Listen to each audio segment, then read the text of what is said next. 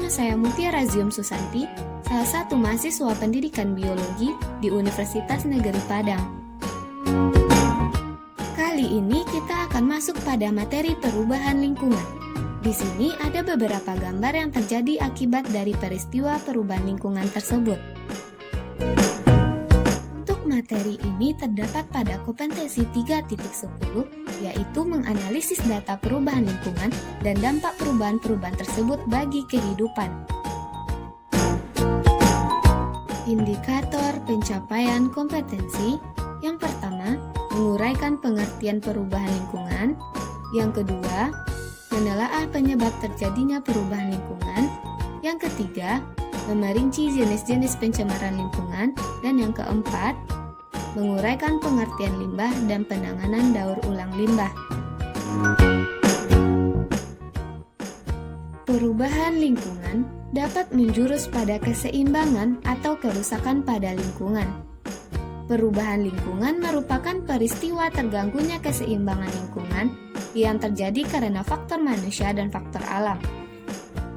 Untuk faktor manusia yang menyebabkan kerusakan lingkungan adalah pembangunan perumahan, pembangunan jalan, pembangunan gedung perkantoran, pembangunan industri, meningkatnya alat transportasi baik darat, laut maupun udara, penebangan hutan, dan pencemaran baik darat, laut maupun udara. Kemudian untuk faktor alam yang menyebabkan kerusakan lingkungan adalah letusan gunung berapi, gempa bumi, banjir, kekeringan, angin topan, kebakaran hutan, dan perubahan iklim. Pencemaran lingkungan yaitu masuknya atau dimasukkannya makhluk hidup, zat, energi, dan komponen lain ke dalam lingkungan hidup oleh manusia, sehingga kualitasnya turun sampai ke tingkat tertentu yang menyebabkan lingkungan hidup tidak dapat berfungsi sesuai dengan pembentukannya. Bahan-bahan penyebab pencemaran lingkungan disebut dengan polutan. Suatu lingkungan dikatakan tercemar bila jumlah atau kadar polutan melebihi ambang batas, sehingga menyebabkan menurunnya kualitas dan daya dukung serta terganggunya kehidupan makhluk hidup. Pencemaran dapat dibedakan menjadi 4 macam jenis, yaitu yang pertama ada pencemaran udara, yang kedua ada pencemaran air, yang ketiga ada pencemaran tanah, dan yang terakhir ada pencemaran suara. Jenis yang pertama ada pencemaran udara. Pencemaran udara yaitu terjadinya perubahan komposisi atmosfer yang disebabkan masuknya berbagai polutan yang bukan merupakan komponen penyusun atmosfer. Contohnya, klorofluorokarbon. Meningkatnya kegiatan industri atau penggunaan bahan bakar fosil untuk kendaraan bermotor menyebabkan semakin banyaknya polutan yang terbuang ke udara. Berikut ini beberapa zat yang dapat menyebabkan pencemaran udara yaitu: pertama ada karbon monoksida atau CO. Karbon monoksida memiliki sifat yang tidak berwarna, tidak berbau, dan tidak berasa. Sebagian besar gas CO berasal dari gas buangan dari pembakaran tidak sempurna bahan yang mengandung karbon atau bahan bakar fosil seperti minyak. Gas CO terkadang dapat muncul dari dalam tanah melalui kawah gunung dan sumur. Pada konsentrasi tinggi, gas CO sangat mematikan. Kedua ada klorofluorokarbon dan halon. Gas CFC bersifat tidak berbau, tidak mudah terbakar, dan tidak mudah bereaksi. Gas CFC yang naik ke atas atmosfer dapat merusak lapisan ozon. Menipisnya lapisan ozon akan menyebabkan semakin tingginya intensitas paparan sinar ultraviolet ke bumi, sehingga memicunya terjadinya kanker kulit, kerusakan mata pada manusia, serta mematikan spesies tumbuhan tertentu. Ketiga, ada nitrogen oksida atau NO. Sumber pencemaran NO berasal dari alat transportasi kendaraan bermotor, generator pembangkit listrik, pembuangan sampah, dan lain-lain. Gas NO bersifat tidak berwarna, tidak berbau, dan dapat teroksidasi oleh oksigen menjadi NO2 yang bersifat toksik. Gas NO2 merupakan penyebab terjadinya hujan asam yang membahayakan kehidupan tumbuhan dan hewan, menyebabkan korosi logam, serta merapuhkan struktur candi dan bangunan. Keempat, ada ozon. Pencemaran gas ozon menimbulkan efek pusing dan gangguan paru-paru. Gas ozon mudah bereaksi dengan zat-zat lain dengan melepaskan satu atom oksigennya sehingga terbentuk O2. Kelima, ada gas rumah kaca. Pada efek rumah kaca, sinar matahari menembus lapisan gas rumah kaca akan dipantulkan kembali ke bumi sehingga menimbulkan panas yang terperangkap seperti rumah kaca. Tanpa efek rumah kaca, suhu bumi akan sangat dingin. Namun, semakin meningkatnya kadar gas rumah kaca seperti CO2 di udara akibat pembakaran hutan dan penggunaan bahan bakar fosil yang berlebihan, meningkatkan efek rumah kaca dan menyebabkan pemanasan global atau global warming. Keenam, ada belerang oksida atau SO. Belerang oksida berasal dari pembakaran bahan bakar fosil terutama batu bara. SO3 bersifat reaktif. Di udara mudah bereaksi dengan uap air membentuk asam sulfat yang menyebabkan hujan asam dan korosi logam. Pencemaran SO2 di udara berasal dari asap pabrik dan kendaraan bermotor. SO2 membahayakan bagi penderita penyakit pernafasan kronis dan dapat menyebabkan kejang saluran pernafasan.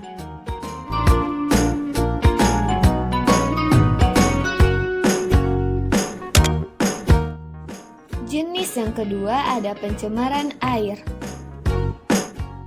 Pencemaran air adalah masuknya makhluk hidup atau zat lain ke dalam air yang menyebabkan kualitas air menurun ke tingkat tertentu sehingga tidak dapat berfungsi sesuai dengan peruntukannya. Sumber pencemaran air dapat berupa langsung dan tidak langsung. Sumber pencemaran langsung berupa buangan atau efluen yang langsung dibuang ke badan air. Misalnya, sungai, saluran air, selokan, laut, dan danau. Untuk sumber pencemaran tidak langsung, merupakan kontaminan yang masuk melalui air tanah akibat pencemaran air permukaan oleh limbah industri maupun limbah domestik.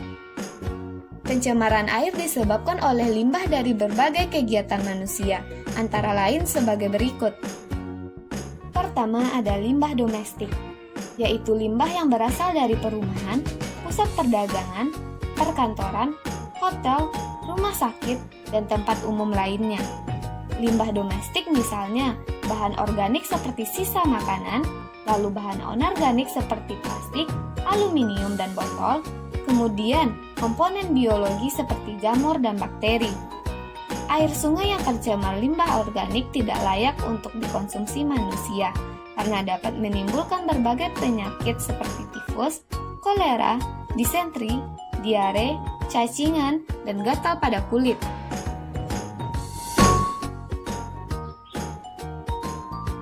Kedua, ada limbah industri, yaitu limbah yang berasal dari industri atau yang kita kenal dengan pabrik.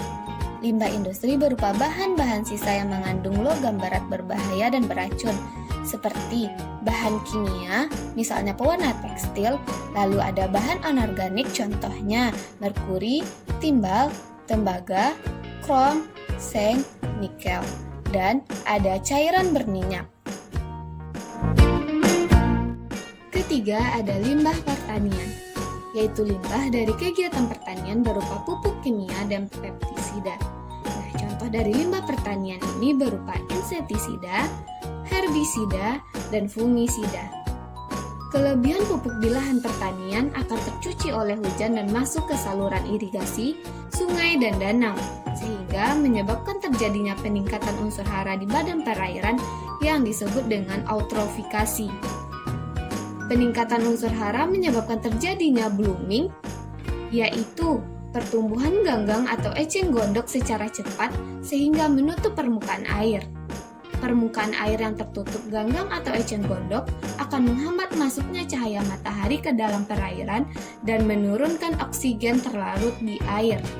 Akibatnya, banyak organisme air yang mati kekurangan oksigen.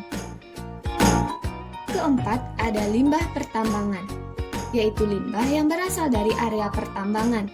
Contohnya, tambang emas yang menggunakan merkuri dan tumpahan minyak dari pertambangan minyak lepas pantai dan kebocoran kapal tanker nantinya akan mematikan organisme di laut, misalnya ganggang, ikan, mamalia laut, dan burung pemakan ikan di laut. Jenis yang ketiga yaitu pencemaran tanah. Berikut ini beberapa contoh dari pencemaran tanah, yaitu Untuk bahan organik, contohnya seperti pertama, sisa makanan rumah tangga, kedua, sisa deterjen dan sabun rumah tangga, ketiga, sisa makanan dari pasar, keempat, sisa pupuk organik pertanian, kelima, sisa bahan organik perindustrian, dan yang keenam, limbah kotoran hewan peternakan. Untuk bahan anorganik, contohnya seperti pertama, bahan radioaktif, kedua, bahan logam, ketiga, bahan pupuk anorganik, keempat, bahan anorganik rumah tangga seperti plastik, botol, kaca, dan karet.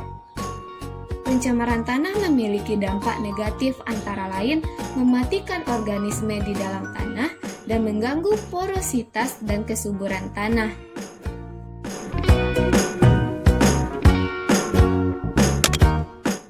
Jenis yang terakhir yaitu pencemaran suara. Pengertian pencemaran suara adalah suara yang tidak diinginkan, mengganggu dan merusak pendengaran manusia.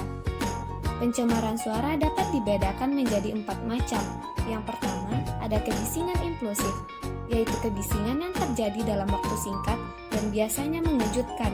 Contohnya, suara ledakan mercon, suara tembakan senjata, dan suara petir. Kedua, ada kebisingan impulsif kontinu, yaitu kebisingan impulsif yang terjadi terus-menerus tetapi hanya sepotong-sepotong. Contohnya, suara palu yang dipukulkan terus-menerus. Ketiga, ada kebisingan semi-kontinu, yaitu kebisingan kontinu yang hanya sekejap, kemudian hilang dan muncul lagi. Contohnya, suara lalu lalang kendaraan bermotor di jalanan dan suara pesawat terbang yang sedang melintas. Keempat, ada kebisingan kontinu, yaitu kebisingan yang datang secara terus-menerus dalam waktu yang cukup lama. Contohnya, suara mesin pabrik. Kebisingan kontinu, terutama yang berintensitas tinggi, sering menyebabkan rusaknya pendengaran.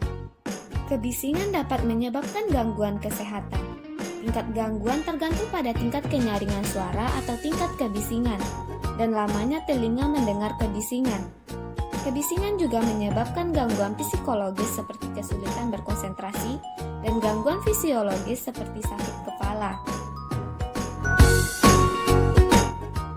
Selanjutnya, kita masuk pada topik penanganan limbah. Berdasarkan wujudnya, limbah dapat dibedakan menjadi 3 macam. Yang pertama ada limbah cair, kedua limbah gas, dan ketiga ada limbah padat. Pertama, sistem penanganan limbah cair domestik. Limbah cair domestik ada yang berbahaya, ada pula yang tidak berbahaya. Limbah cair yang tidak berbahaya misalnya air bekas cucian beras dan sayuran dapat dimanfaatkan kembali untuk menyirami tanaman. Pada bagian ini kita akan membahas lebih banyak tentang limbah cair berbahaya, yaitu tinja manusia. Penanganan limbah tinja manusia dapat dilakukan melalui metode berikut. Pertama, cubluk, berupa lubang yang diberi dinding tidak kedap air di bagian atasnya dan dilengkapi dengan tutup. Limbah dari jamban langsung dialirkan ke dalam cubluk. Kedua, tangki septik konvensional, berupa bak kedap air yang dilengkapi dengan pipa ventilasi dan lubang kontrol.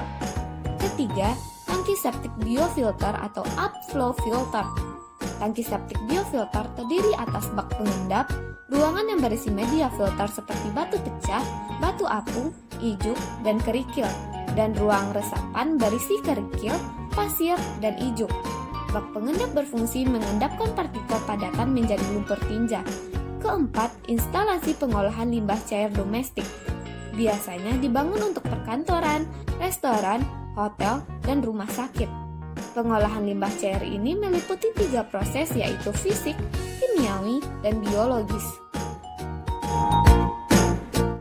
Kedua, sistem penanganan limbah cair industri dilakukan dengan 2 penanganan. Yang pertama, ada penanganan sistem setempat, dan yang kedua juga ada penanganan sistem terpusat. Selanjutnya, masuk pada penanganan limbah gas. Limbah gas dapat berupa gas, embun, uap, kabut, awan, debu, hash atau partikel tersuspensi dalam tetesan air, dan asap. Limbah gas berasal dari kendaraan bermotor dan industri. Penanganan limbah gas dapat dilakukan dengan menambahkan alat bantu sebagai berikut. Pertama, ada filter udara. Kedua, dengan pengendap silikon atau silikon separator.